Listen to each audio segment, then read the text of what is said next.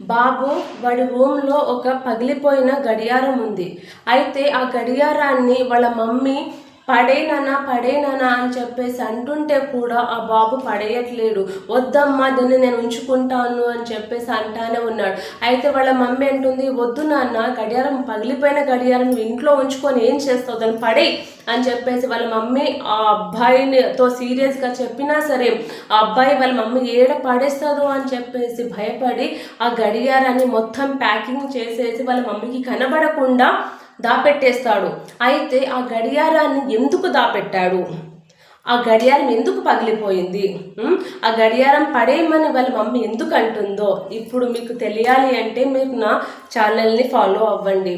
అయితే వాళ్ళ మమ్మీ ఏ ఒక్క రోజు కూడా ఆ పిల్లోడితోటి ఆడుకోమంటే కూడా టైం లేదు నాన్న, నేను బిజీ ఉన్నా, తర్వాత ఆడుకుందాంలే అని చెప్పేసి అంటూ ఉంటుండే. అయితే సడన్లీ వన్ గుడ్ డే వాళ్ళ మమ్మీ వచ్చి, నాన్న నువ్వు ఎప్పుడు ఆడుకుందాం అంటావు కదా, ఇప్పుడు ఆడుకుందామా అని చెప్పేసి అనేసరికి వాడి రూమ్లోనే మమ్మీ కొడుకు తల్లి కొడుకులు ఇద్దరు ఆడుకుంటూ ఉండగా ఆ పక్కన ఉన్న గడియారం తగిలి కింద పడిపోయింది. పడిపోయినప్పుడు వాళ్ళ మమ్మీ చూసి, అయ్యో గడియారం పగిలిపోయింది కదా అని చెప్పేసి దాన్ని తీసి పక్కన పెట్టింది.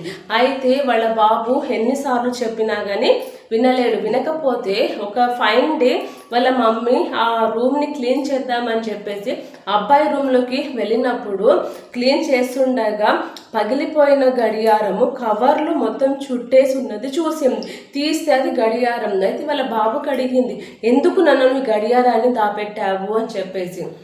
అయితే వాళ్ళ బాబు అన్నాడు, ఏమీ లేదమ్మా, ఆ గడియారం అప్పుడు నువ్వు నేను ఆడుకున్నప్పుడు కింద పడిపోయింది కదా, అయితే నువ్వు నాతో ఆడమంటే నేను బిజీ ఉన్నా అని చెప్పేసి నువ్వు నాకు టైం ఇవ్వవు కదా అమ్మ, నువ్వు నాతో ఆడుకున్న ఆ లాస్ట్ మూమెంట్ నాకు గుర్తు రావాలి అంటే ఈ గడియారం నా దగ్గర ఉండాలమ్మా, ఎందుకంటే ఈ గడియారం మనం ఆడుకున్నందుకు పడిపోయింది కదా, పడిపోయినందుకు ఆ గడియారం చూసినప్పుడల్లా నాకు ఆ స్వీట్ మెమొరీ గుర్తు రావాలి, ఆ స్వీట్ మెమొరీ గుర్తు రావాలి అంటే ఈ గడియారాన్ని నేను ఉంచుకోవాలమ్మా, నేను భద్రంగా పెట్టుకోవాలి అమ్మా అనగానే ఆ తల్లి ఎంత ఏడ్చింది తెలుసా.